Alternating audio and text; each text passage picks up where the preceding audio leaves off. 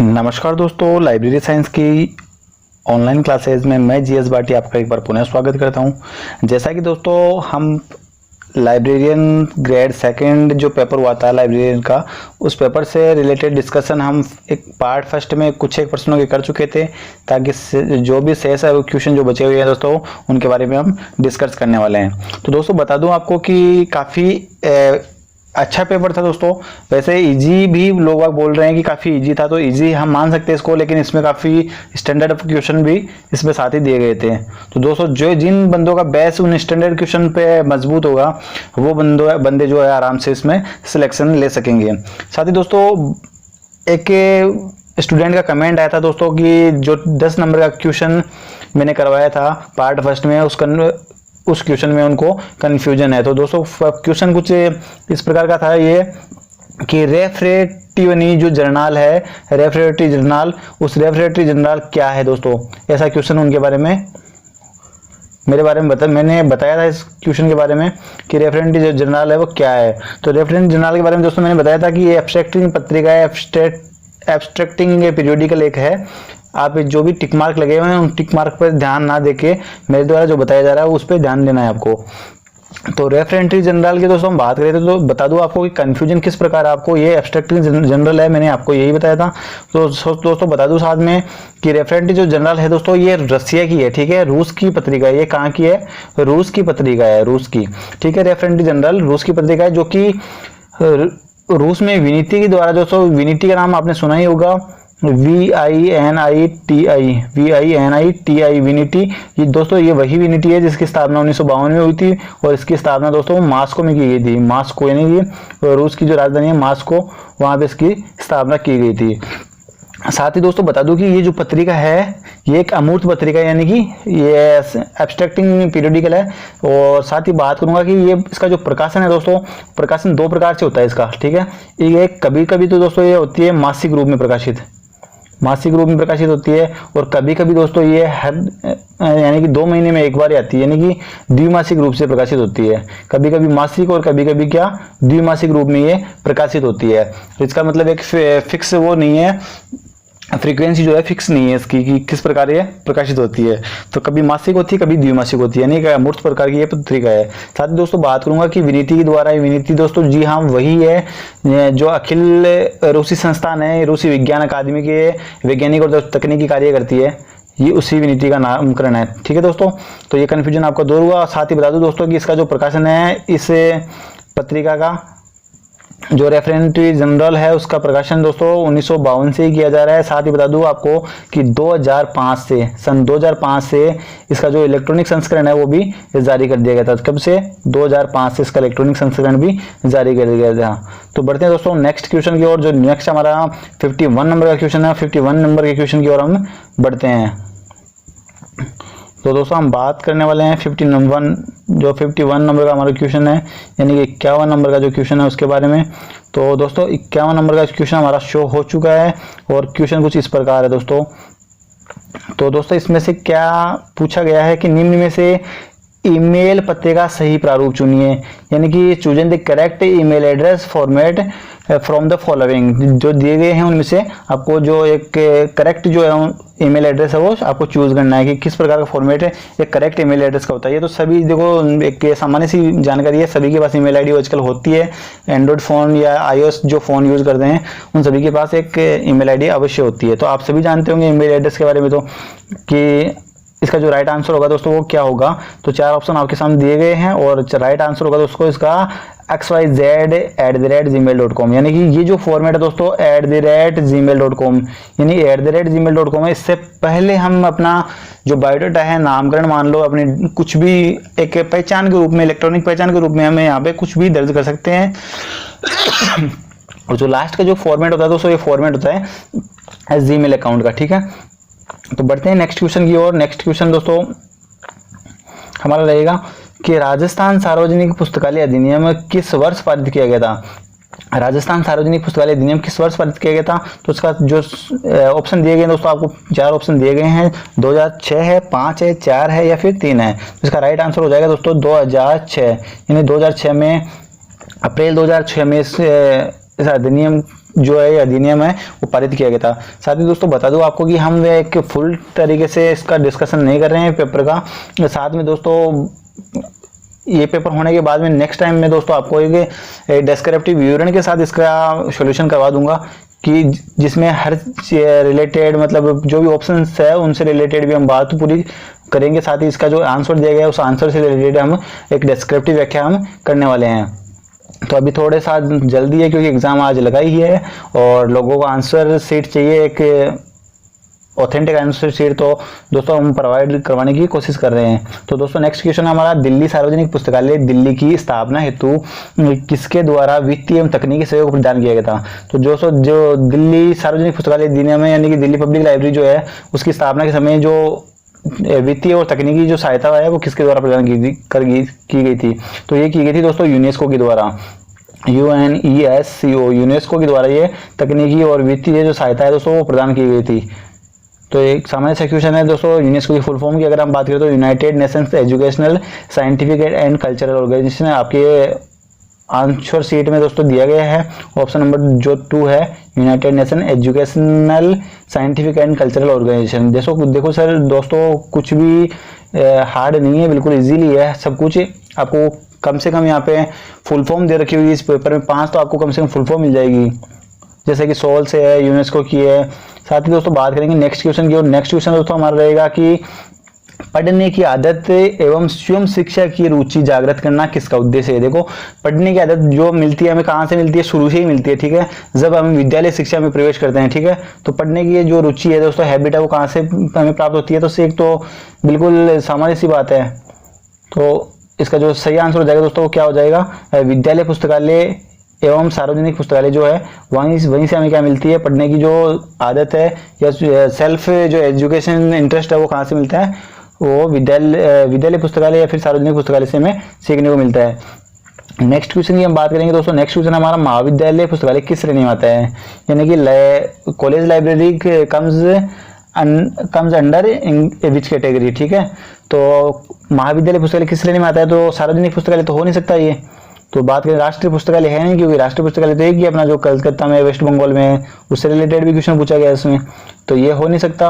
देखो पहले तो आप क्या करो, अगर कभी भी आप क्वेश्चन पेपर कर रहे हो तो उसमें से जो ऑप्शन है उन ऑप्शन को कट करो, ठीक है।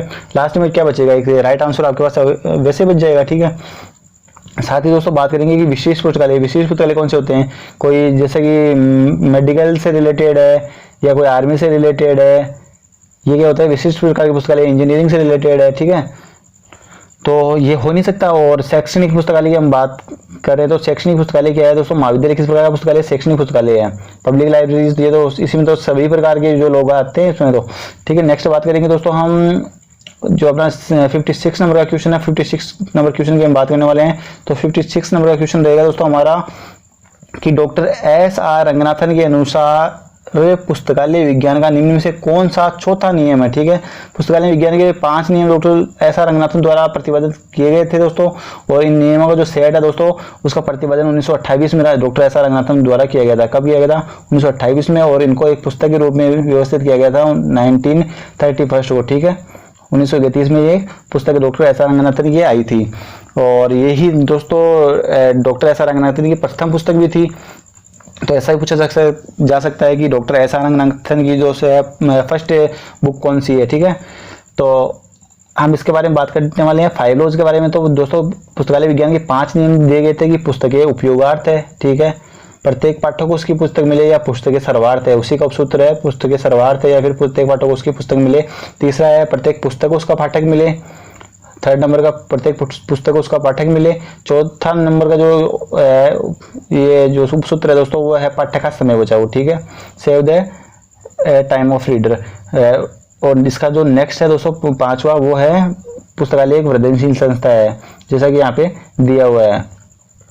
तो दोस्तों इसका सही आंसर हो जाएगा दोस्तों पाठ्य का समय बचाए। 4 नंबर का जो सूत्र दिया गया था डॉक्टर S.R. रंगनाथन द्वारा, तो वो कौन सा हो जाएगा, पाठ्य का समय बचाए, save the time of the reader. Next question की हम बात करेंगे 57 नंबर का हमारा क्वेश्चन रहेगा दोस्तों, भारतीय प्रतिलिपिधिकार अधिनियम 1957 में 1992 के अधिनियम संख्या 13 के संशोधनानुसार लेखक की मृत्यु के पश्चात प्रतिलिपि अधिकार जो है कितने वर्ष तक वैध रहेगा, यानी कितने साल तक लेखक की मृत्यु के कितने साल बाद तक वो वैलिड रहेगा। तो इसकी बात करें दोस्तों, तो हम बात करें इसकी, तो ये भारत में रहता है दोस्तों 60 वर्ष तक, और विदेशों की अगर हम बात करें अन्य देशों की, तो वहां पे रहता है ये 70 वर्ष तक। ठीक है, इसके बाद में दोस्तों हम बात करेंगे कि नेक्स्ट हमारा क्वेश्चन रहेगा, भारत के किस राज्य में राष्ट्रीय ग्रंथालय स्थापित किया गया है। देखिए दोस्तों कितना इजी क्वेश्चन है। राष्ट्रीय ग्रंथालय क्या पूछा गया, तो राष्ट्रीय ग्रंथालय कहाँ है, कोलकाता में। और कोलकाता कहाँ पे है दोस्तों, कोलकाता है आपके पश्चिम बंगाल में। ठीक है, वेस्ट बंगाल में आपके कहाँ है, कोलकाता स्थित है। नेक्स्ट क्वेश्चन की हम बात करेंगे, भारत में सर्वप्रथम ग्रंथालय विज्ञान में स्नातकोत्तर किस विश्वविद्यालय द्वारा शुरू किया गया था। अब देखिए दोस्तों, कई लोग तो कंफ्यूज यही हो जाते हैं कि स्नातकोत्तर है या स्नातक है, क्यों कौन सी क्या डिग्री है, ये समझ में यही नहीं आता दोस्तों। तो यहाँ पे आपको देखो इंग्लिश में इसको पढ़ना है दोस्तों। इंग्लिश में दिया गया है first post graduated course in the library science. ठीक है, फर्स्ट पोस्ट ग्रेजुएटेड मतलब आपको बुक्स में क्या लिखा हुआ मिलेगा, पीजी डिप्लोमा कोर्स। ठीक है, क्या मिलेगा, पीजी डिप्लोमा कोर्स। तो ये पीजी डिप्लोमा क्या कोर्स ही क्या है दोस्तों, यही तो है वो कि पोस्ट ग्रेजुएट कोर्स जो है उसी को कहते हैं पीजी डिप्लोमा कोर्स। तो ये किसके द्वारा शुरू किया गया था दोस्तों, मद्रास विश्वविद्यालय द्वारा ये शुरू किया गया था, और इसका जो शुरुआत की गई थी 1937 में की गई थी दोस्तों, मद्रास विश्वविद्यालय द्वारा।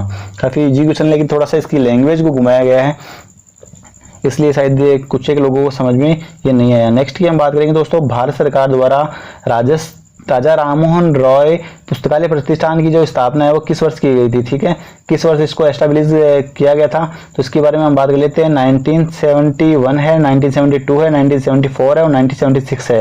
इसका जो राइट आंसर दोस्तों वो हो जाएगा आपका 1972, यानी कि राजा राममोहन राय के 200वें जन्मदिन के उपलक्ष्य में इनकी इसकी स्थापना की गई थी। अब नेक्स्ट की हम बात करेंगे दोस्तों, नेक्स्ट क्वेश्चन रहेगा हमारा, भारतीय पुस्तकालय संघ की स्थापना किस वर्ष की गई थी, यानी कि भारतीय पुस्तकालय संघ। तो यहाँ पर भी आप इंग्लिश का सहारा ले सकते हो। देखो आप अगर किसी को समझ में नहीं आता है कि ये क्या पूछना चाह रहा है या क्या कहना चाह रहा है, तो दोस्तों आप इस यहाँ पे इंग्लिश का सहारा ले सकते हो, और यहाँ पे आप पढ़ सकते हो कि ये क्या पूछ रहा है, किस बारे में पूछ रहा है। तो आपको इंग्लिश का पेपर भी यहाँ पे देख सकते हो। तो ये कह रहा है दोस्तों, ये कह रहा है in which year Indian association was established. ठीक है, भारतीय पुस्तकालय जो संघ है वो कब स्थापित किया गया था।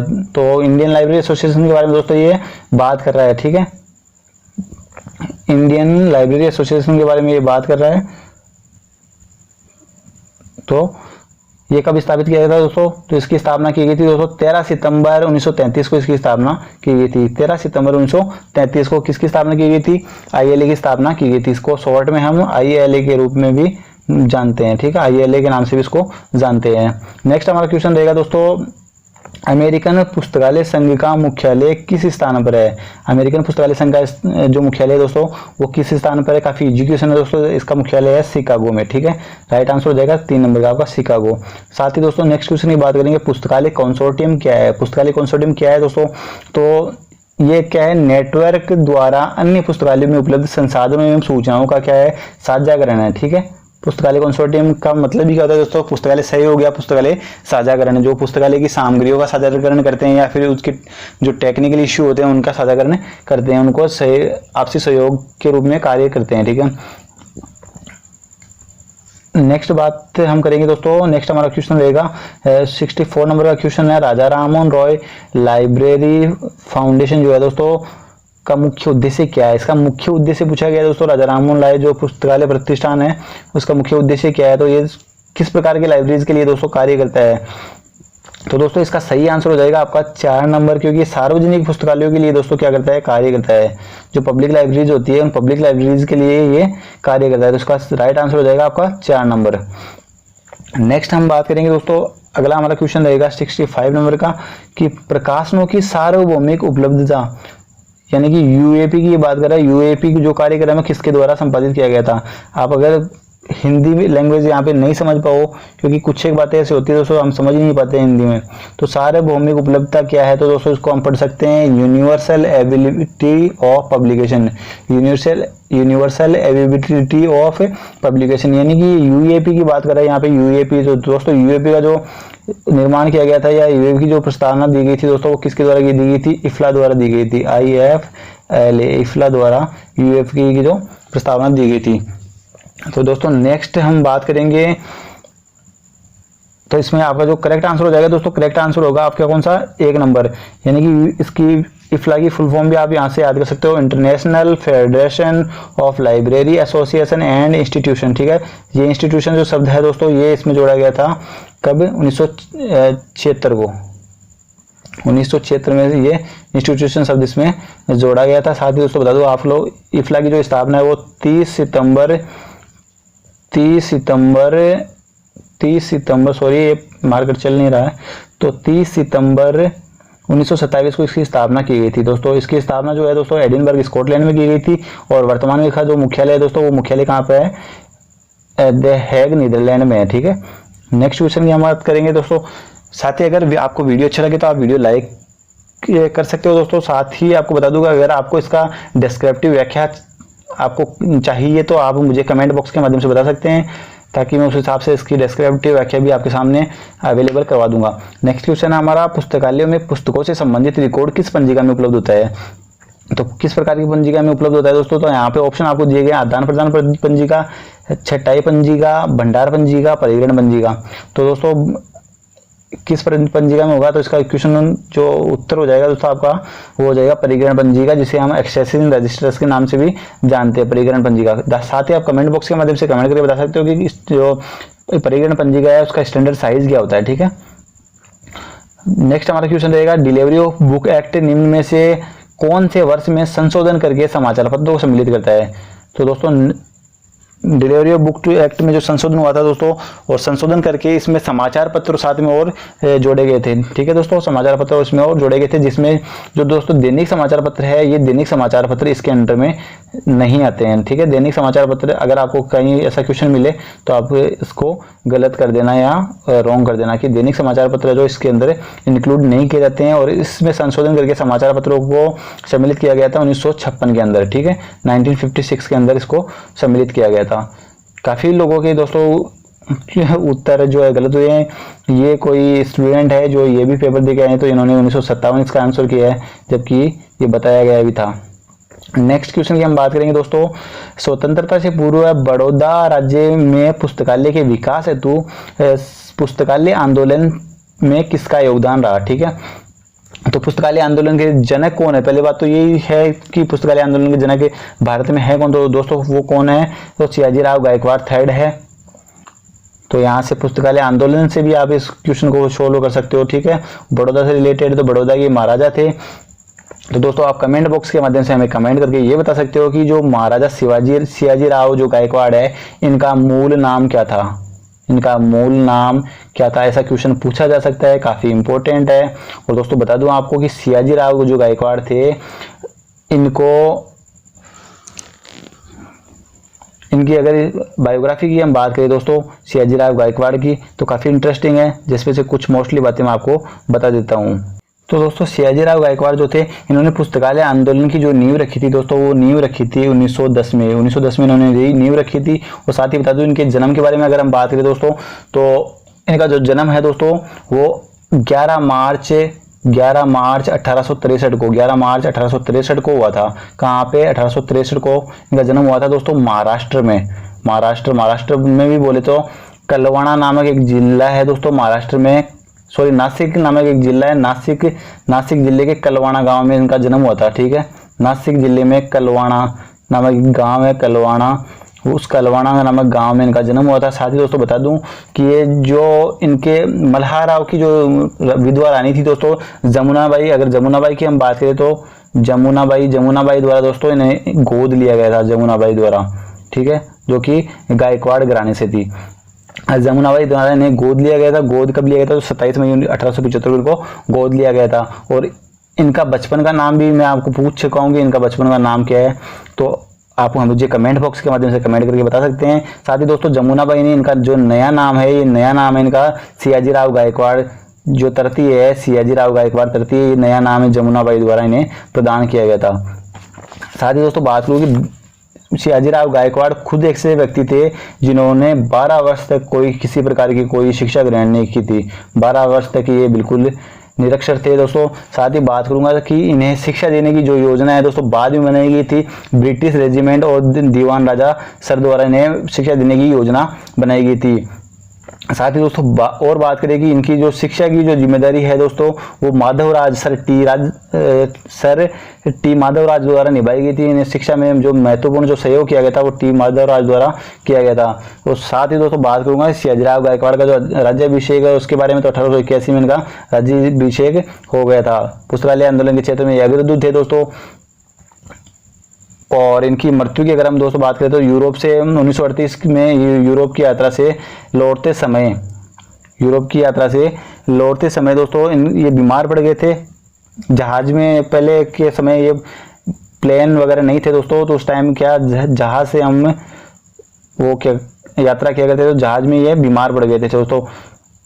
और बीमार होने के बाद में ये ठीक नहीं हो सके और 6 फरवरी 1939 को, यानी कि 6 फरवरी 1939 को इनकी क्या हो गई, मृत्यु हो गई। दोस्तों नेक्स्ट बात करते हैं हम भारत में राष्ट्रीय पुस्तकालय सप्ताह कब से कब तक मनाया जाता है। तो भारत में राष्ट्रीय पुस्तकालय जो मनाया जाता है दोस्तों वो 14 से 20 नवंबर के बीच मनाया जाता है। साथ ही आप कमेंट बॉक्स के माध्यम से बता सकते हैं कि भारत में जो राष्ट्रीय जो पुस्तकालय दिवस है वो पुस्तकालय दिवस मनाने की जो पहल है वो किसके द्वारा की गई थी और कब से ये पहल की जा रही है तथा कब से ये मनाया जा रहा है। साथ ही बात करेंगे नेक्स्ट क्वेश्चन की किसी पुस्तक के बारे में मुख्य सूचनाएं आप किस प्रविष्टि से प्राप्त करेंगे। अगर किसी बुक के बारे में दोस्तों आपको फुल डेफिनेशन चाहिए, पूरी इन्फॉर्मेशन चाहिए या मेन इन्फॉर्मेशन चाहिए, तो आपको उसकी कहाँ से आपको उसकी सूचना मिल सकती है। तो दोस्तों इसकी सूचना मिलेगी आपको मुख्य प्रविष्टि जो मेन प्रविष्टि है दोस्तों, उस मेन प्रविष्टि में आपको इसकी सूचना मिलेगी। जैसे कि ये मैं आपको बता दूं कि ट्रिपल-सी में 6 प्रकार की मुख्य प्रविष्टि होती है। 6 मुख्य प्रविष्टि की जो है 6 अनुच्छेद होते हैं दोस्तों, leading section, heading section, title, note, association और ट्रेसिंग। ठीक है, इस प्रकार से मुख्य प्रविष्टि जो होती है, मुख्य प्रविष्टि में दोस्तों आपको इसकी पूरी जानकारी मिलेगी। Set list of subject heading में प्रयुक्त बीटी प्रतीक क्या दर्शाता है दोस्तों। ये बीटी प्रतीक क्या दर्शाता है, तो वो ये दर्शाता है दोस्तों बॉर्डर ऑफ ट्रम। ठीक है, क्या दर्शाता है, बॉर्डर ऑफ ट्रम दोस्तों। एनटीबीटी की जो अवधारणा है वो थिसोरस में दी जाती है और यहाँ पे पूछा गया है कि बीटी का प्रतीक चिन्ह क्या है, तो ये क्या है, बॉर्डर ऑफ ट्रम है। ठीक है दोस्तों, नेक्स्ट बात करते हैं हम राष्ट्रीय विज्ञान संचार तथा सूचना स्रोत संस्थान यानी कि निस्केर की ये बात कर रहा है। National institute of science communication and information resource की ये बात कर रहा है। किन 2 संस्थानों के सहयोग से बना था, तो ये नॉर्मल सी बात है बिल्कुल। ये इंसडोग यानी कि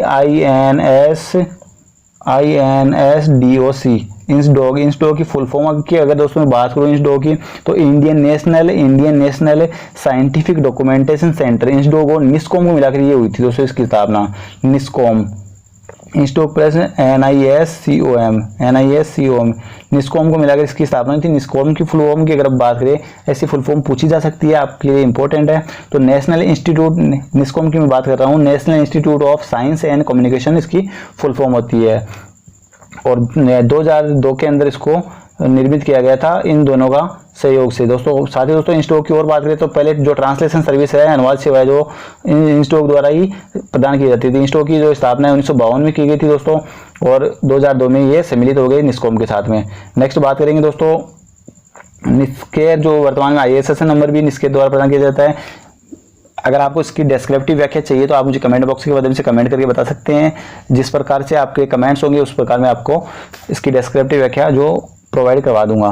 नेक्स्ट बात करेंगे हम मार्क 21 में टैग 260 किसको दर्शाता है दोस्तों। मार्क 21 में टैग्स होते हैं और ये टैग्स अलग अलग फीचर्स को जो है प्रतिपादित करते हैं। तो मार्क 21 में जो टैग की अगर हम बात करें दोस्तों, तो टैग जैसे कि हम फर्स्ट टैग की शुरू से बात करूं आपके लिए इंपॉर्टेंट टैग्स की, तो टैग होता है, टैग नंबर 10 की बात करूं दोस्तों, ये होता है LCCN इसको बोलते हैं, LCCN है, यानी कि एक मिनट मार्केट ठीक से काम नहीं कर रहा है।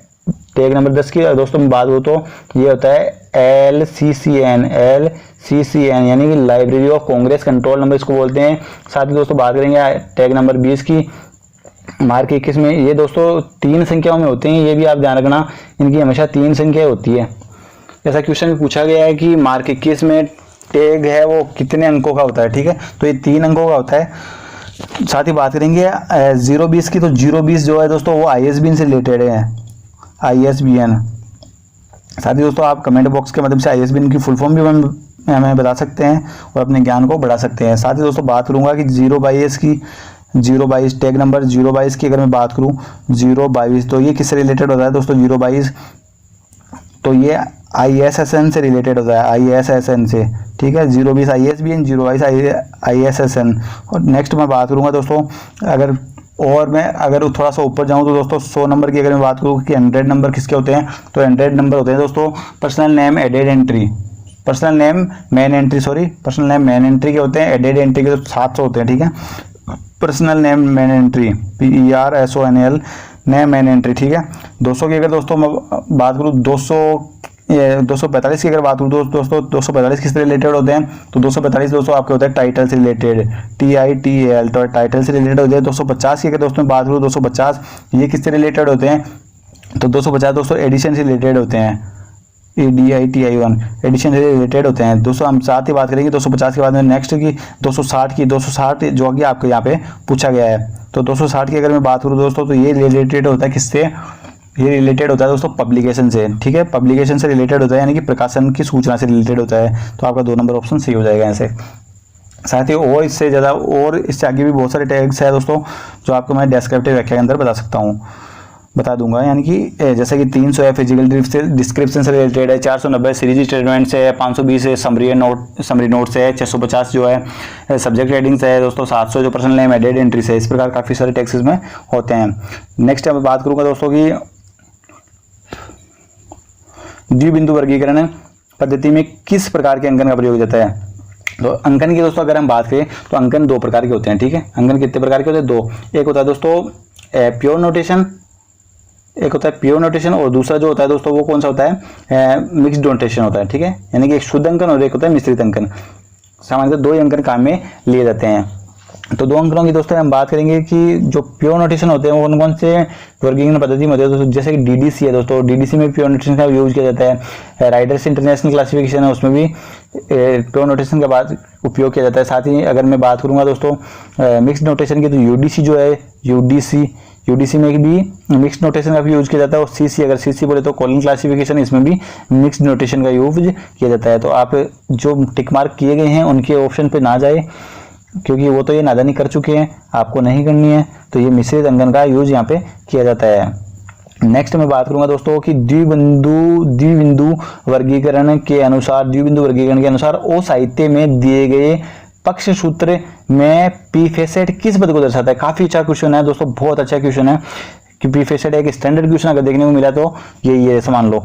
तो द्विबिंदु वर्गीकरण अगर इसका फॉर्मूला मैं दोस्तों आपको बताऊं कि जो लिटरेचर से संबंधित है दोस्तों, ठीक है, और यानी कि लिटरेचर से संबंधित मेन क्लास है।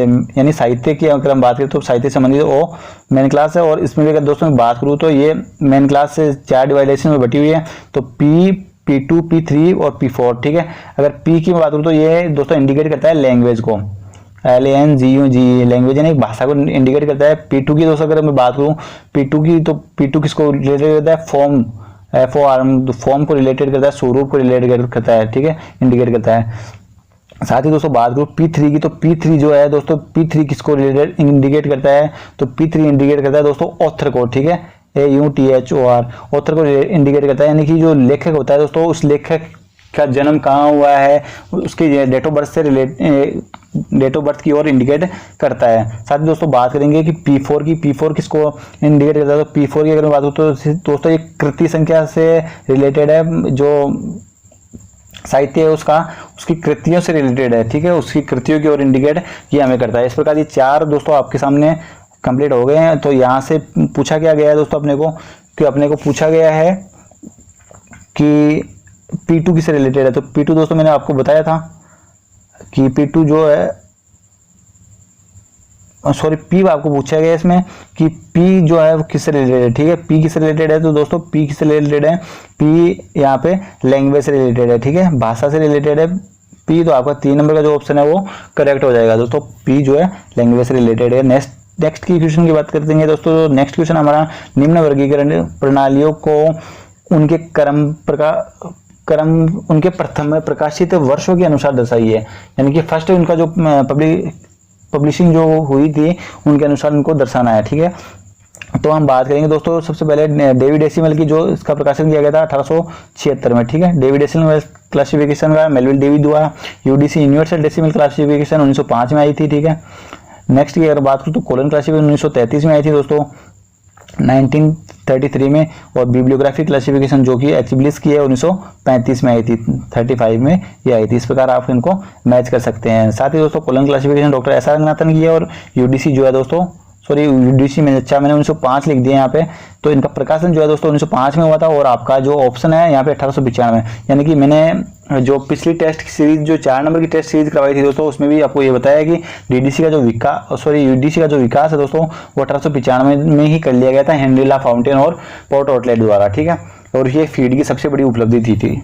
ऐसा क्वेश्चन मैंने पिछली टेस्ट सीरीज के माध्यम से करवाया था। काफ़ी सारे क्वेश्चन वहाँ से आपके यहाँ पे इंक्लूड हुए हैं, आपके यहाँ से ले गए हैं। तो नेक्स्ट क्वेश्चन की हम बात करेंगे दोस्तों। नेक्स्ट क्वेश्चन रहेगा पुस्तकों की प्रविष्टियां हेतु सूचीकार्ड का मानक, यानी कि पूछा क्या गया है दोस्तों अपने को कि कैटलॉग कार्ड का जो मानक आकार है उस मानक आकार के बारे में यहाँ पे बात की गई है। तो इसका मानक आकार हो जाएगा दोस्तों 12.5 × 7.5 सेंटीमीटर, यानी कि 5 इंटू, अगर इंचेज में अगर बात करें तो 5 × 3 इंचेज इसकी स्टैंडर्ड साइज होती है। नेक्स्ट क्वेश्चन की मैं बात करूंगा दोस्तों। नेक्स्ट क्वेश्चन रहेगा हमारा कि अवधि 1987 से लेकर 2019 को द्विबिंदु वर्गीकरण पद्धति के अनुसार किस प्रकार प्रदर्शित करेंगे। ये भी दोस्तों आपके कॉलन से आपके ये क्वेश्चन उठाया। अगर आपने कॉलन पढ़ी हो तो कॉलन में बिल्कुल आपको ये पूरा बायोडाटा मिलेगा दोस्तों। टाइम आइसोलेट के अकॉर्डिंग, टाइम आइसोलेट के अंदर ये पूरा बायोडाटा आपको मिलेगा कि कौन सी सन या कौन सी ईस्वी जो है वो किस नंबर से रिलेटेड है। तो दोस्तों यहाँ पे अगर मैं सही आंसर की बात करूँ आपके यहाँ, तो सही आंसर दोस्तों इसका होगा कौन सा, आपका सही आंसर होगा दोस्तों 3 नंबर, यानी कि N87 से P2019, ठीक है। N87 से P2019, यानी कि N की अगर दोस्तों मैं बात करूँ यहाँ पे तो N रिलेटेड है दोस्तों किससे, ये रिलेटेड है 1900 से लेकर 1999 AD तक, 1999 AD तक, यानी 1900 से लेकर 1999 AD तक, ठीक है। इसके साथ ही दोस्तों अगर मैं P की बात करूँ दोस्तों, यानी कि जो भी सन आएगी 1900 से 1999 के बीच जो भी सन आएगी दोस्तों वो कहाँ से कहाँ तक आएगी, तो 1900 से लेकर 1999 तक तो आएगी 1987 अपने पास। तो ये इन दोनों के बीच का एक सन है दोस्तों, एक ईस्वी सन है। तो ये अपना कहाँ आएगा दोस्तों, किसके अंडर आएगा, तो आयन के अंडर आएगा, ठीक है। नेक्स्ट की अगर दोस्तों मैं बात करूँ दोस्तों पी की, अगर मैं बात करूँ तो पी के अंडर क्या आएगा दोस्तों, पी के अंडर आएगा दोस्तों सन 2000 से लेकर 2099 तक जो भी सन आएगी दोस्तों वो किसके अंडर आएगी, इस पी टाइम आइसोलेट के अंडर आएगी। साथ ही दोस्तों और बात करूं मैं इसके बारे में तो और भी काफ़ी सारी सन है, जैसे कि दोस्तों अगर आपको जानना है कि 1600 से 1699 के बीच में कौन सा इसका जो कौन सा डिवीजन के अंडर आएगी या कौन सा कॉमन आइसोलेट के लिए यूज किया जाएगा, तो ये आएगा 1600 से 1699 के लिए दोस्तों आपको यहाँ इंडिकेट करना होगा, कैसे इसको दर्शाना होगा, ठीक है। कैसे इसके लिए जो इंडिकेशन होगा वो कौन होगा, के होगा। साथ ही दोस्तों अगर आपको 1700 से 1799 के बीच में 1700 से 1799 के बीच में दर्शाना है तो आपको इसके लिए एल का यूज करना होगा, एल इसके लिए इंडिकेशन होगा। साथ ही दोस्तों अगर आपको 2200 से 2299 तक और मैं बात करूँ तो दोस्तों काफ़ी सारे इंडिकेशन है, 2200 से 2299 तक, 2200 से 2299 तक, सॉरी 2299 तक अगर इसको दर्शाना है तो इसका इंडिकेशन जो होगा दोस्तों वो क्या होगा, आर होगा, ठीक है। इसी प्रकार 2300 से 2399 के लिए एस होगा, 2400 से 2499 के लिए टी होगा, ठीक है। इस प्रकार ये टाइम आइसोलेट के बारे में बताया गया इसमें। तो आपका ये क्वेश्चन ये जो भैया करके आए हैं इनका तो गलत हो गया। तो नेक्स्ट क्वेश्चन की हम बात करेंगे दोस्तों। नेक्स्ट क्वेश्चन आएगा हमारा, जब विचार व्यवस्थित हो जाते हैं तो क्या उससे क्या बनता है, ठीक है। जब विचारों का व्यवस्थापन हो जाता है दोस्तों उनसे क्या बनता है, काफी अच्छा क्वेश्चन है। और इसका जो राइट आंसर होगा दोस्तों वो क्या होगा, ज्ञान। यहाँ पे क्या होगा दोस्तों, ज्ञान। जब विचार व्यवस्थित हो जाते हैं तो क्या बनता है दोस्तों, ज्ञान बनता है। ज्ञान का यहाँ पे क्या होता है, निर्माण होता है, यानी कि विचारों के व्यवस्थित रूप को ज्ञान हम कह सकते हैं। अगर दोस्तों इसमें अगर किसी प्रकार का संशय होगा तो मैं एक बार इसको और देख लूँगा, मुझे भी थोड़ा सा कुछ अजीब ही लग रहा है इसमें। बाकी मेरे ख्याल से तो इसमें ज्ञान ही होना चाहिए, नॉलेज होना चाहिए, ठीक है। नेक्स्ट की हम बात करेंगे, किसी पुस्तक की वर्गांक संख्या क्या दर्शाती है, ठीक है। एक class number of a book क्या शो करता है हमें, तो उसके बारे में हम डिस्कस करने वाले हैं यहाँ पे। तो वो क्या दर्शाता है दोस्तों, वो दर्शाता है दोस्तों यहाँ पे क्या, पुस्तक का विषय यानी सब्जेक्ट ऑफ द बुक। यहाँ पे पुस्तक का विषय क्या कौन दर्शाता है दोस्तों, वर्गांक संख्या जो पुस्तक का विषय यहाँ पे दर्शाती है। साथ ही दोस्तों नेक्स्ट हम बात करेंगे डेविड डेसिमल जो वर्गीकरण का जो 21वां संस्करण है दोस्तों, वो कितने खंडों में प्रकाशित किया गया था। तो ये 4 खंडों में दोस्तों प्रकाशित किया गया था, 4 खंडों में ये प्रकाशित हुआ था। साथ में जो और अगर मैं बात करूँ दोस्तों नेक्स्ट क्वेश्चन की, तो नेक्स्ट क्वेश्चन आएगा हमारा ACR 2 में एक व्यावसायिक प्रकाशन द्वारा प्रकाशित क्रमिक प्रकाशन के लिए मुख्य प्रविष्टि नियमानुसार होगी। यानी कि जो कॉमर्शियल पब्लिशर है दोस्तों, उनके अंडर में यहाँ पे मुख्य प्रविष्टि बतानी है। तो वो मुख्य प्रविष्टि किस प्रकार होगी दोस्तों, तो वो होगी दोस्तों यहाँ पे निगमित और निकाय के अकॉर्डिंग यानी कॉर्पोरेट बॉडी के अकॉर्डिंग वो यहाँ पे आपकी प्रविष्टि जो है, एंट्री जो है वो बनेगी। नेक्स्ट क्वेश्चन की हम बात करेंगे, द्विबंधु वर्गीकरण के अनुसार प्रधानमंत्री की जीवनी का वर्गांक बनाने के लिए किस पूर्ववर्ती सामान्य एकल का प्रयोग किया जाता है। तो दोस्तों प्रधानमंत्री की जीवनी बनाने के लिए यहाँ पे आपको किस का यूज किया जाना है। तो दोस्तों यहाँ पे प्रधानमंत्री की जीवनी से पूछा है दोस्तों, काफ़ी लोगों ने ये क्वेश्चन पढ़ा है और उसको पढ़ने के बाद में दोस्तों वो यहाँ पे आंसर देके आए होंगे इसका Y7, जो कि Y7 दोस्तों जो है वो राष्ट्रपति की जीवनी से संबंधित होता है। किससे संबंधित होता है, राष्ट्रपति की जीवनी से संबंधित होता है। अगर राष्ट्रपति की जीवनी हमें बनानी हो तो Y7 का हम यूज करते हैं। साथ ही दोस्तों अगर हम बात करेंगे कि W के बारे में अगर हम बात करें दोस्तों, तो W क्या होता है, एक सामान्य या एक विशिष्ट व्यक्ति की अगर जीवनी अगर हमें बनानी है तो किसका प्रयोग करेंगे, हम W का यूज करेंगे। और यहाँ पे दोस्तों साथ में हमारे 2 आंसर और बच गए हैं, तो 2 आंसरों की हम बात कर लेते हैं दोस्तों। तो एक तो बच गया आपका V और नेक्स्ट बच गया दोस्तों आपका K। तो यहाँ पे V जो है दोस्तों, वो V जो है वो प्रधानमंत्री यानी कि प्राइम मिनिस्टर की जो जीवनी बनाने के लिए दोस्तों एक सामान्य एकल के रूप में प्रयोग किया जाता है। साथ ही दोस्तों बता दो आपको कि सामान्य एकल जो है वो 2 प्रकार के होते हैं, ACI और PCI। ACI और PCI इनकी भी हम डिस्क्रिप्टिव व्याख्या के अंदर बात कर लेंगे। ACI और PCI एंटीरियराइजिंग कॉमन आइसोलेट और दूसरा होता है पोस्टीरियराइजिंग कॉमन आइसोलेट। ठीक है, 2 प्रकार के आइसोलेट होते हैं दोस्तों, एक सब्जेक्ट के आगे की तरफ स्थान लेता है, दूसरा सब्जेक्ट के पीछे की तरफ स्थान लेता है। तो इन सब की हम बात करेंगे, किसके साथ संयोजक चिन्ह जुड़ता है और किसके साथ नहीं जुड़ता है, हम पूरे डिस्कस इसके बारे में कर लेंगे।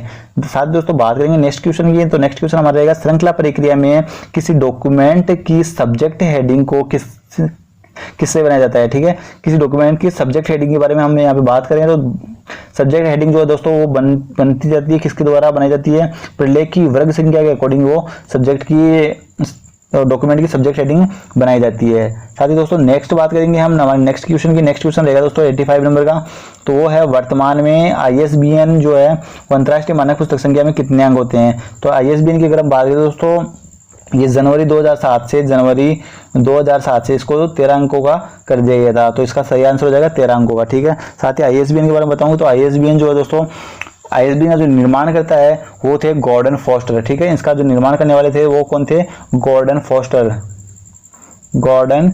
इसके निर्माण करता थे। साथ ही ISBN का जो पिता है दोस्तों, वो पिता कहा जाता है डेविड विटकर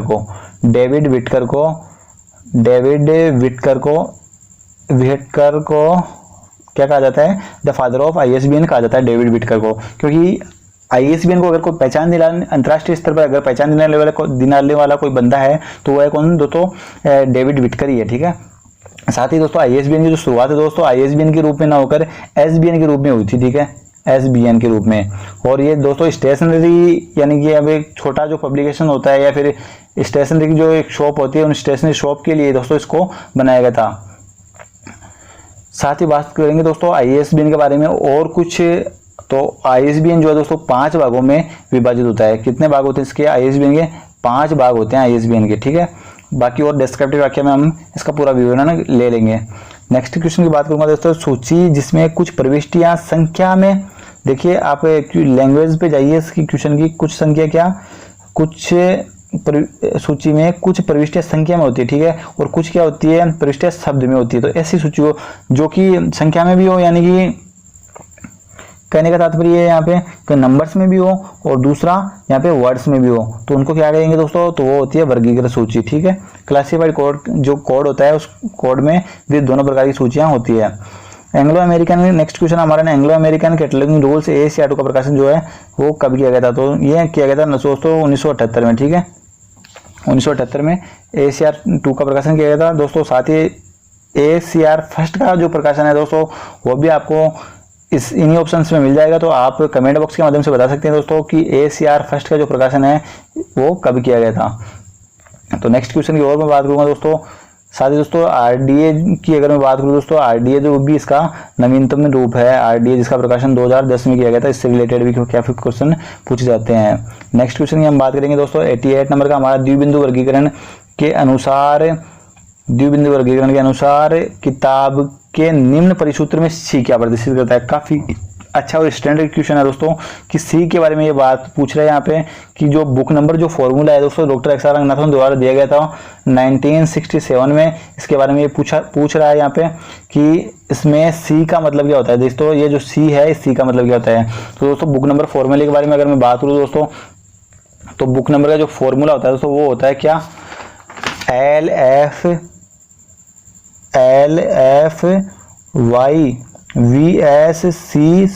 ठीक है।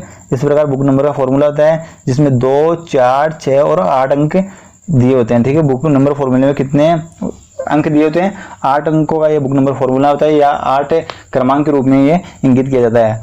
तो LFIA का मतलब होता है दोस्तों, L का मतलब होता है लैंग्वेज से, F से फॉर्म से, Y से ईयर ऑफ पब्लिकेशन, A से ईयर ऑफ पब्लिकेशन,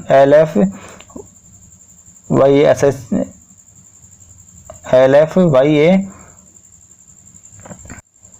ऐसे दोस्तों, ऐसे हो जाएगा आपका एसेसियन नंबर, और LFYA से हो जाएगा आपका वॉल्यूम नंबर, ठीक है। और S से आपका हो जाएगा दोस्तों सप्लीमेंट नंबर, S से क्या हो जाएगा सप्लीमेंट नंबर, और C से आपका हो जाएगा दोस्तों कॉपी नंबर, ठीक है, COPY कॉपी नंबर, या इसको हमें प्रति संख्या भी कह सकते हैं दोस्तों। तो यहाँ पे आपका जो 2 नंबर का आंसर है वो राइट हो जाएगा। फिर से बता देता हूँ, L का लैंग्वेज है, F का फॉर्म है, Y का ईयर ऑफ पब्लिकेशन, A का एसेसियन नंबर, V का वॉल्यूम नंबर, S का सप्लीमेंट नंबर, और C का क्या होता है आपका कॉपी नंबर, ठीक है, इस प्रकार।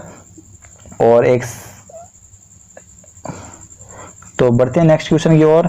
नेक्स्ट क्वेश्चन रहेगा दोस्तों हमारा, ओपेक का पूर्ण रूप क्या है। ओपेक बोले तो दोस्तों online public access catalogue. OPAC का पूर्ण रूप क्या है, ऑनलाइन पब्लिक एक्सेस कैटलॉग, इसका पूर्ण रूप है, फुल फॉर्म है, ठीक है। काफ़ी फुल फॉर्म इस एग्जाम में पूछी गई है दोस्तों, काफ़ी अच्छा लगा पढ़ के भी। नेक्स्ट क्वेश्चन है दोस्तों हमारा, निम्न में से कौन सा प्रलेखीय सूचना स्रोत नहीं है। यानी कि प्रलेखीय सूचना स्रोत कौन सा नहीं है, यानी कि डॉक्यूमेंट्री इन्फॉर्मेशन सोर्सेज, इनमें से कौन सा नहीं है। तो शोध विप्रबंध बिल्कुल है, शोध प्रतिवेदन भी है दोस्तों, सम्मेलन पत्र भी क्या है, ये सभी क्या है इन्फॉर्मेशन, ये डॉक्यूमेंट्री इन्फॉर्मेशन है। साथ ही विश्वविद्यालय ये इन्फॉर्मेशन का सोर्सेज नहीं है, ठीक है। तो ये अपना गलत हो जाएगा, यानी कि इसका राइट आंसर क्या होगा, विश्वविद्यालय। नेक्स्ट क्वेश्चन की हम बात करें दोस्तों, तो यह है हमारा, यह किसका कथन है कि संदर्भ सेवा पाठक एवं उसके प्रलेख के मध्य व्यक्तिगत रूप से संपर्क स्थापित करने की प्रक्रिया है। तो ऐसा कहने वाले व्यक्ति दोस्तों कौन थे, तो ऐसा कहने वाले व्यक्ति दोस्तों कौन थे, डॉक्टर SR रंगनाथन थे। डॉक्टर SR रंगनाथन द्वारा ऐसी परिभाषा दी गई थी कि संदर्भ सेवाएं पाठक एवं प्रलेख के मध्य व्यक्तिगत रूप से संपर्क स्थापित करने की क्या है, एक प्रक्रिया है, ठीक है। साथ ही दोस्तों और अगर मैं इस संदर्भ सेवा के बारे में अगर परिभाषा की बात करूं तो दोस्तों एक परिभाषा और दी गई थी कि एक पुस्तकालय में संदर्भ सेवा वही कार्य करती है जो कि फौज के लिए गुप्तचर करते हैं, ठीक है। संदर्भ सेवा किसके लिए वही कार्य करती है, संदर्भ सेवा एक पुस्तकालय के लिए, यानी कि पुस्तकालय के लिए एक संदर्भ सेवा वही कार्य करती है जो कि एक फौज के लिए, यानी कि एक फौज के लिए कि कौन करता है, गुप्तचर करता है, ठीक है, एक फौज के लिए गुप्तचर करता है। ऐसे कहने वाले व्यक्ति थे दोस्तों कौन, लुई सोर्स, ठीक है। लुई सोर्स द्वारा भी ऐसी परिभाषा दी गई थी, लुई सोर्स के द्वारा ऐसी परिभाषा दी गई थी, ठीक है। इसके साथ ही दोस्तों और बात करूं मैं ऐसी यही परिभाषा दोस्तों अगर इंग्लिश में आपसे पूछी जाए कि हिंदी में उसका ट्रांसलेशन ना देकर अगर आपको इंग्लिश में पूछी जाए तो भी आप इसको कर सकते हो। तो ऐसी परिभाषा दी गई थी दोस्तों, reference service do the same as an spy for military, ऐसा कहने वाले व्यक्ति लुईस हॉर्स, ठीक है। नेक्स्ट दोस्तों मैं बात करूंगा कि एक संदर्भ सेवा से रिलेटेड एक परिभाषा और दी गई थी कि यह अध्ययन एवं शोध हेतु ग्रंथालय की पाठ्य सामग्रियों की व्याख्या करने के लिए प्रदान की गई प्रत्यक्ष, संवेदनापूर्ण और औपचारिक व्यक्तिगत सहायता है। तो ऐसा कहने वाले व्यक्ति भी दोस्तों कौन थे? तो ऐसा कहने वाले व्यक्ति थे दोस्तों जेम्स आई वायर। जेम्स आई वायर ऐसा कहने वाले व्यक्ति थे, ठीक है दोस्तों। बढ़ते हैं नेक्स्ट क्वेश्चन की ओर। तो नेक्स्ट क्वेश्चन आएगा दोस्तों हमारा, शोध पत्रिका में प्रकाशित लेख है। तो शोध पत्रिका में कैसे लेख प्रकाशित होते हैं दोस्तों? तो प्राइमरी जो लेख होते हैं दोस्तों, प्राथमिक स्रोत होते हैं, उनको प्रकाशित कहाँ किया जाता है? शोध पत्रिका में जो प्रकाशित होते हैं वो प्राथमिक लेख होते हैं दोस्तों। साथ ही बता दूं कि शोध प्राथमिक लेख होते क्या है दोस्तों एक्चुअल में? तो शोध जो प्राथमिक लेख होते हैं दोस्तों, वो पहली बात तो ये है कि फर्स्ट टाइम एडिटेड होते हैं, या फिर ऐसे होते हैं कि पहली बार सूचना उनमें दी जाती है। जो भी सूचना है वो पहली बार अगर कहीं प्रकाशित की जाती है वो प्राथमिक स्रोत के अंदर प्रकाशित की जाती है। फॉर एग्जाम्पल जैसे कि पेटेंट है, स्टैंडर्ड है, ये क्या है? प्राथमिक स्रोत ही तो है। और अगर मैं बात करूँ दोस्तों नेक्स्ट क्वेश्चन की हम बात करते हैं। नेक्स्ट क्वेश्चन रहेगा हमारा, किसी पुस्तक का पुनः पर्याप्त परिवर्तन या अतिरिक्त पाठ्य सामग्री के साथ प्रकाशन क्या कहलाता है? दोस्तों सिर्फ आपको इसकी लैंग्वेज को पकड़ना है, बाकी और आपको कुछ भी नहीं करना है। इस क्वेश्चन में एक सामान्य सा क्वेश्चन है, बिल्कुल आप अपने माइंड से भी इसको कर सकते हो। देखिए क्या कह रहा है, किसी पुस्तक का पुनः मुद्रण, पुनः पर्याप्त परिवर्तन, ठीक है। अगर किसी पुस्तक में हम कुछ थोड़ा बहुत कुछ परिवर्तन कर रहे हैं या फिर अतिरिक्त पाठ्य सामग्री के साथ प्रकाशन, यानी या फिर उसमें कुछ और इसमें कुछ इंक्लूड कर रहे हैं, जोड़ रहे हैं, ठीक है, तो वो क्या कहलाता है? ऐसा कहना चाहता है। तो पुनर्मुद्रण क्या होता है दोस्तों? पुनर्मुद्रण तो जैसा वो है वो उसका एज इट इज उसी को प्रिंट कर देना क्या होता है? रिप्रिंटेशन होता है इसका, या पुनर्मुद्रण इसको कह सकते हैं। साथ ही दोस्तों मल्टी वॉल्यूम तो दोस्तों क्या है, उसके एक ही जो है एक पुस्तक है उसके काफ़ी सारे अलग अलग बुक्स निकालना, वो क्या होता है? मल्टी वॉल्यूम होता है उसका। साथ ही दोस्तों बात करूंगा कि संस्करण की। तो संस्करण क्या होता है दोस्तों? इसका जो राइट आंसर होगा दोस्तों क्या होगा? संस्करण होगा, ठीक है। पर्याप्त परिवर्तन और अतिरिक्त पाठ्य सामग्री के साथ इसको प्रकाशित किया जाता है, ठीक है। एडिशन जैसे कि हम देखते हैं डीडीसी के एडिशन आते हैं तो उसमें कुछ ना कुछ वो इंक्लूड करके उसको अपडेट करके तो अपने को प्रोवाइड करवाते हैं, वो तो क्या होते हैं? एडिशंस कहलाते हैं, ठीक है। नेक्स्ट बात करेंगे दोस्तों हमारी, तो नेक्स्ट हमारा द्विबिंदु वर्गीकरण के अंत में पंक्ति दशा संबंध का प्रयोग या उपयोग निम्न में से किसके संबंध प्रदर्शन करने के लिए किया जाता है? तो ये किया जाता है दोस्तों, एक पक्ष, इसका यूज किया जाता है एक मुख्य वर्ग, यानी कि एक तो मुख्य वर्ग और एक पक्ष, साथ ही दो पंक्ति संख्याएं एक उसी पंक्ति में ही, ठीक है। तो ये इसका यूज कहाँ किया जाता है दोस्तों? एक मुख्य वर्ग में, एक पक्ष में, दो पंक्ति संख्याएं में और एक उसी पंक्ति में इसका यूज किया जाता है, ठीक है। नेक्स्ट दोस्तों हम बात करने वाले हैं हमारे नेक्स्ट क्वेश्चन की। तो नेक्स्ट क्वेश्चन रहेगा दोस्तों हमारा 95 नंबर का, बिब्लियोग्राफी का जनक किसे कहा जाता है? द फादर ऑफ बिब्लियोग्राफी के बारे में पूछा है दोस्तों यहाँ पे। तो कोनार्ड जेसनर जो है दोस्तों, कोनार्ड जेसनर काफी सही आंसर किया है इन्होंने।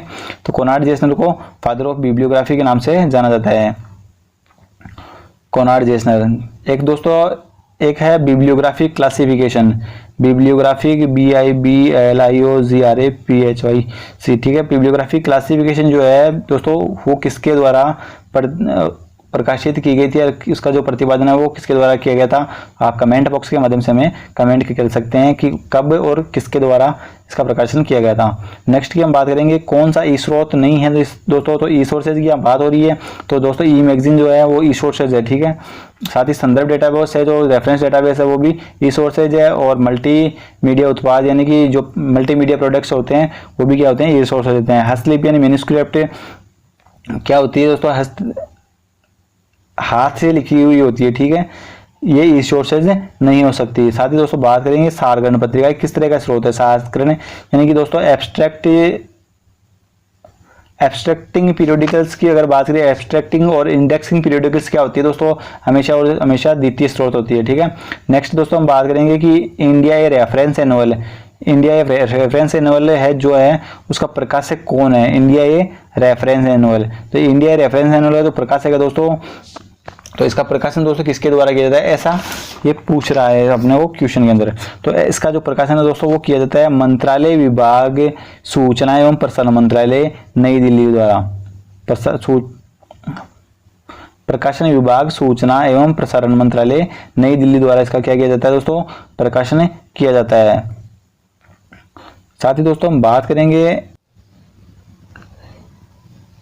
इंडिया रेफरेंस एनुअल की। तो इंडिया रेफरेंस एनुअल जो है दोस्तों वो 1953 से प्रकाशित किया जा रहा है, ठीक है। अगर हम बात करें इसके प्रकाशन की तो प्रकाशन दोस्तों इसका किया जाता है किसके द्वारा, publication division minister of information and broadcasting new Delhi द्वारा इसका नई दिल्ली से प्रकाशन किया जा रहा है 1953 से, ठीक है। नेक्स्ट क्वेश्चन की बात करेंगे दोस्तों हम, इंडिया हु इज हु नई दिल्ली इन्फा पब्लिकेशन किस प्रकार का सूचना स्रोत है। तो ये किस प्रकार का सूचना स्रोत है दोस्तों, इंडिया हु इज हु यानी कौन कहाँ किसके बारे में मैं बात कर रहा है दोस्तों। तो इंडिया हु इज हु के बारे में मैं बता दूं आपको कि ये क्या एक जीवनी स्रोत है, ठीक है, जो कि किसी के जीवन से रिलेटेड है और ये इन्फा पब्लिकेशन द्वारा 1969 द्वारा प्रकाशित किया जा रहा है। इसी के साथ दोस्तों आप हमें कमेंट बॉक्स के माध्यम से कमेंट करके बता सकते हैं कि इंडिया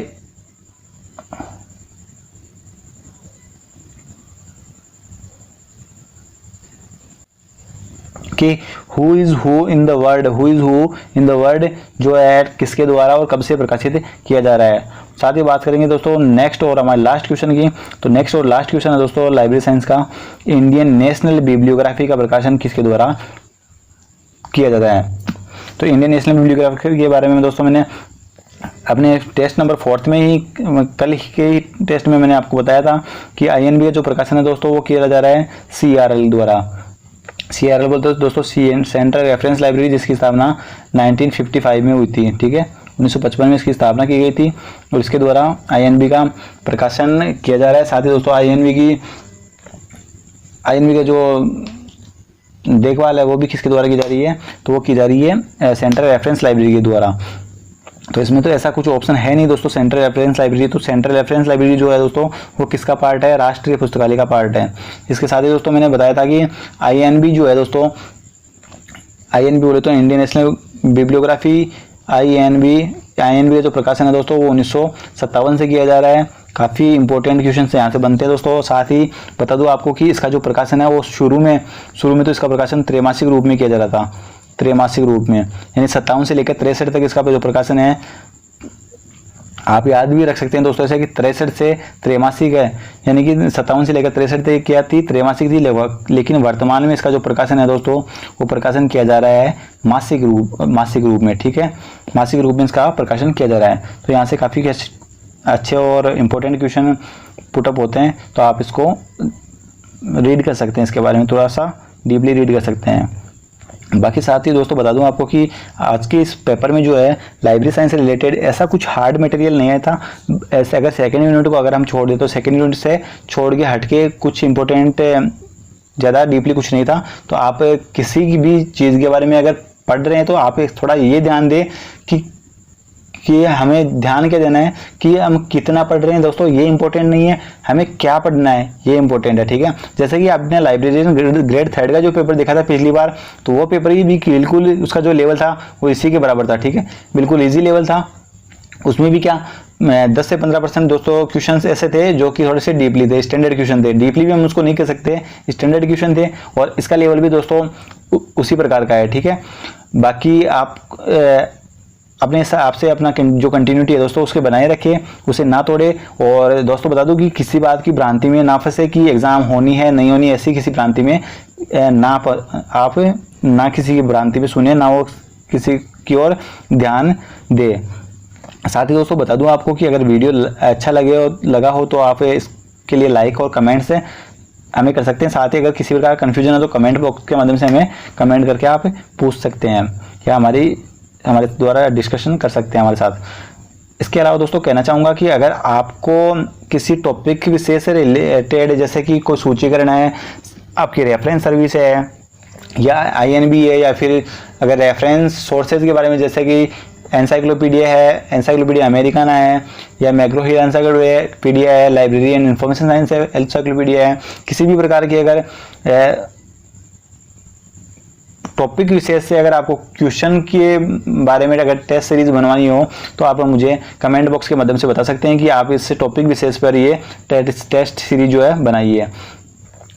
बाकी दोस्तों मिलते हैं नेक्स्ट टेस्ट सीरीज में, तब तक के लिए जय हिंद, जय भारत।